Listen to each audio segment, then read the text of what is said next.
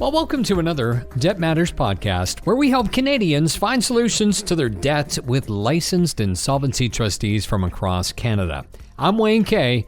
Today, we're going to be talking about how to prep for the year ahead, 2023. Can you make some big financial changes so that you end your year better than you started? My guest today is Mark Marshall from Allen Marshall & Associates, licensed insolvency trustees with offices in Alberta, New Brunswick, Nova Scotia, and Prince Edward Island. Mark, thanks for being here. Thanks for having me. I'm excited. This is one of my favorite topics, by the way, how to prep ourselves for better success in 2023 than we have right now. Yeah, it's a big topic. It's not an easy thing to do, but I always say to people, the start of the new year is a time to kind of, reevaluate. You reevaluate yourself, your personal goals, your family goals, and then really you should sit and reevaluate what your financial goals are as well. And it's a perfect time to reset.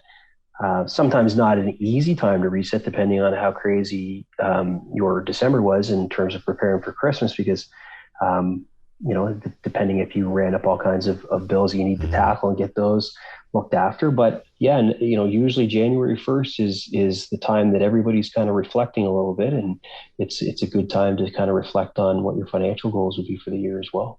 I think the December 25th could possibly be the worst time for Christmas really throughout the year, because January hits, all of a sudden heating costs and all these other expenses are there. It's just a terrible time of the year. So if we're going to start our planning, we're going to start new. What's your advice for individuals and families to start planning financially for this next year? The first thing they want to do is, in my opinion, what you want to do is you're going to start to get in January, you're going to start to get into your monthly spend, right? So you're going to start to see some bills coming in. Yes, the heating bills will be a little higher, the power bills will be a little higher. But the fun is over in theory. Like you're done with the Christmas parties and you're done with the Christmas spending. So what you want to do is you want to do an assessment. You got to kind of start to gauge how much is coming in. And then what you're doing with the money. And you want to start to kind of prep your notes. You want to start, my suggestion to most people is you go about your spend like you normally would, keeping in mind that you're going to track what you're doing. And what you do is you track. And at the end of the month, January 30th or 31st, you sit down and you go through and you start to see where your expenses are falling in terms of, if you're wasting any money or, what you're doing outside of the ordinary, because you're going to have your fixed expenses, but you're going to want to do an assessment on yourself first, see how much is coming in and where the money's going. That's step number one. I remember for us as a family, one of the greatest decision, and I wish we would have done this earlier, was we sat down and we wrote down all of those one-time expenses that happened throughout the year. Garbage and sewer was, happens in February. There's insurance. Car insurance was at this time. House insurance was at this time. Whatever it was, and we added it all up, and then we divided it by the 26 paychecks you get per year.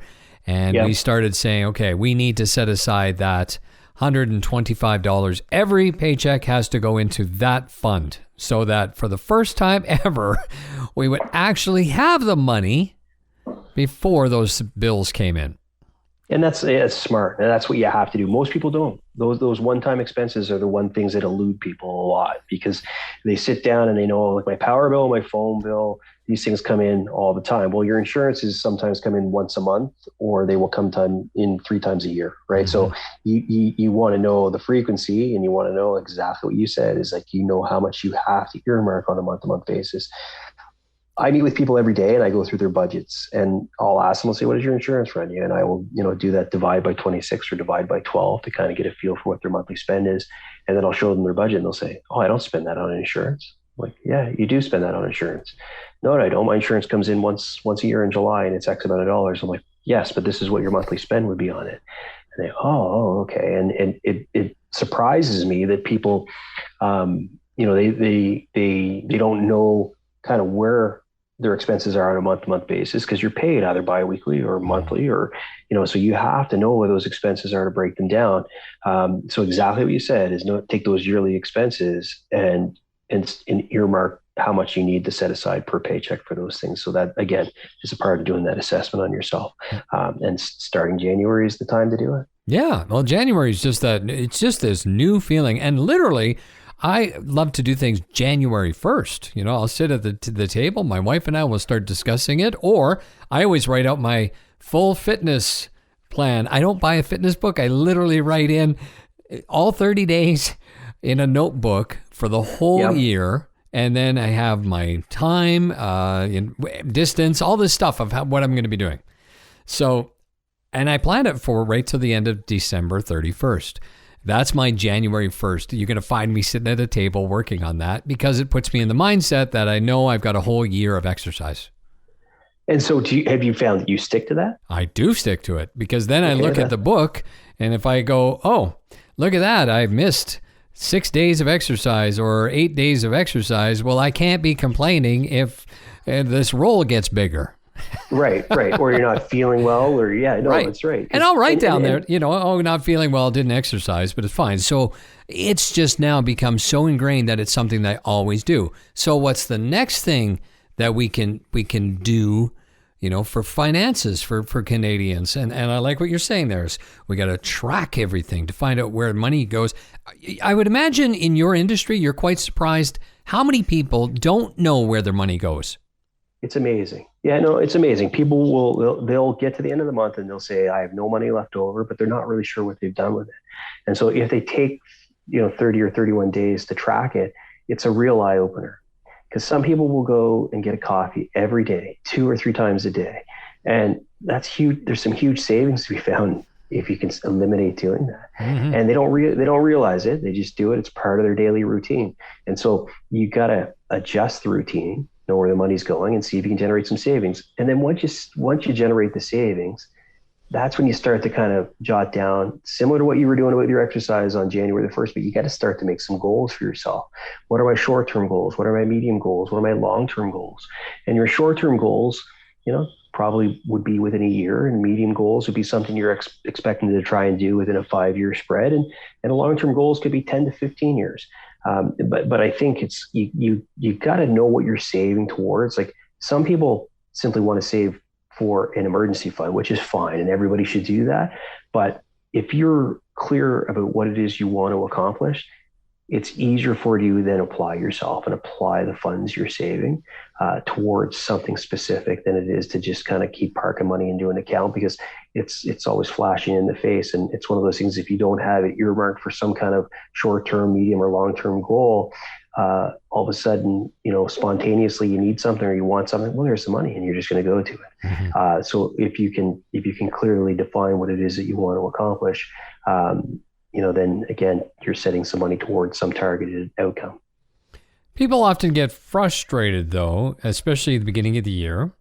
As we talked about all these different expenses, how do you go through the frustration that they may be feeling? Because at that point, when they're feeling frustrated, the one thing they may want to do is go buy themselves something, because we do use, and we've heard that term, was it shopping therapy? Yeah. Right? Yeah. How do you battle that psychology of, I feel crappy anyway, I'm going to just go buy something to hopefully make myself feel a little better? Yeah, it's hard. It's, you got to have self-discipline. You got to have self-discipline, and you have financial discipline. And so in January, when maybe you're sitting down and you're earmarking your goals, and you're putting your money, you're saying, this is what I'm going to do, this is what I'm going to put the money through, and all of a sudden the credit card statement for Christmas comes in. And then there's that level of frustration because you're saying to yourself, geez, I'm getting thrown off my target here already. I haven't even started, and I'm not going to get anywhere. And that's self-defeat. And so you got to break that mindset and say, you know what, I know what my goals are going to be, and maybe I'm not going to be able to aim towards those goals until I get these credit cards paid off from Christmas or whatever it is you need to do. But maybe that's now all of a sudden your short-term goal. Your short-term goal is to make sure you're covering all the basics, all the fixed expenses. But now your new short-term goal is that you're going to eliminate that credit card debt that you carried from Christmas, so that you can then, starting February or March, start to put money towards another new short-term goal or potentially your medium goal. Another idea, I was just thinking about this while you were talking, was I'll bet you anything that there are people on your Facebook who are in the exact same situation as you. And a lot of people think, oh, no, I got it worse than they do. No, I bet you don't. I bet you a lot of Canadians feel the same way. They're in the same struggles. They're not able to save. They've got credit card debt. I'll bet you if you put some kind of a challenge up with some of your friends, that you would start a new Facebook group to inspire each other to do exactly what you're just talking about. Yeah, it's no different than when, like you say, when you're working out, is that generally people will, when they either they go running together or they work out together, they have partners, is that other partner will help you, continue to be motivated and drive yourself to where you want to be, whether it's you're going to run that 5 mile in the spring or you're going to, whatever it might be. So again, from a financial standpoint, is that if you set up a group or a targeted group of people that are going to kind of work with each other to help establish budgets and set goals, then they can rely on each other and encourage each other and motivate each other. And that's important in anything you do as humans, is that we have to be motivated. Yeah, I did a very similar thing last, I think it was March. I couldn't get motivated for exercising, and so I did a 30-day Wayne challenge and a bunch of people, I think 36 people joined me doing a daily challenge of having to do exercise every single day. And that helped me get back on track, and it helped them get on track. A little bit of accountability, right? Yeah. And and nobody wants to admit that they can't do it, especially when you're in this big Facebook group. No, that's right. Yeah. And again, I know like talking about your finances is not an easy thing to do. So, it's you maybe don't want to get down to the nitty gritty in terms of what you're spending, but right. If you can encourage each other in terms of what your goals would be, and are you reaching your goals? Are you hitting your targets? General information or generalities in terms of, what your expectations and your plans would be. Again, joining up with like-minded people will help you. Yeah, well, even if you do just monthly goals of, okay, no coffees this month, or no going to a restaurant this month, or anything like that. And when small things, yeah, little things like that, I think would make all the difference in the world. I'm getting excited about planning. That's good. That's good. It's funny, most people look at January 1st as their kickoff date. For me, September 1st is my new year. I always look at September the 1st because you're finished, you're through the summer, all the fun's out of the way. You're either getting right back into work, your holidays are over, the kids are starting school again. And that's when usually September 1st is what I kind of view in my mind's eye as being my new year. But January 1st is obviously is the new year. Most people rely on that date. But what do you do then for your September when you look ahead? What kind of things do you plan for? Well, I start to plan for Christmas. I mean, I should be doing it earlier, but I start that plan and knowing with my kids kind of what they're after, what goals or what gifts they want in terms of it could be anything. Like they're looking for little things like Lego and that type of thing, which, again, I'm very fortunate because the kids are young that it's not going to be like super crazy, but I start to kind of look around for those types of things. I start my exercise in September, usually after the summer's over. So just like anyone else on January the 1st is I generally try to set my goals, and start to kind of activate them September the 1st. No big secrets, just your regular, routine items. Mm-hmm. But those routine items, when you put them into practice, they become habits. And that's the trick right there, is to be able to make them into doing them over and over and over again in order to be successful with them. That's right. It's like going to get a cup of coffee every day. That we used that example earlier, is that if you're getting 2 or 3 coffees a day and you're putting the money out, well, you know what I say to people is continue to do that, but pay yourself. So continue with the habit of going to get a coffee, but start to make your own in the morning with a thermos, and then put the money aside every time that you think that you're going to get a coffee, and you'd be amazed at the end of that 30 days how much money you actually have. Wow. That's a great idea, because you save it by not touching it, you'll use it for something else. That's right. Yeah. Makes it all worth it.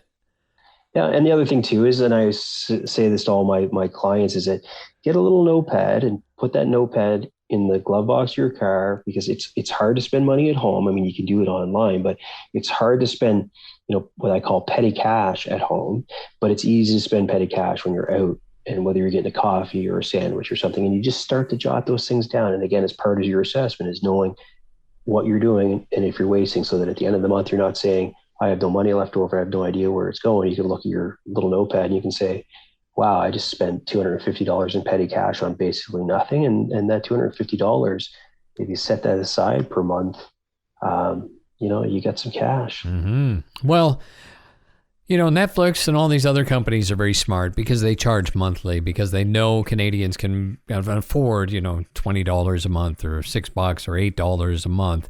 Whereas if they were to just do it a one-time shot, hey, you owe us $240, well, that might be a little more difficult for people. That's right. People would back off. Yeah. So we'll do the reverse version of that. And instead of trying to save big lumps of sum, a little bit every single day will make a difference.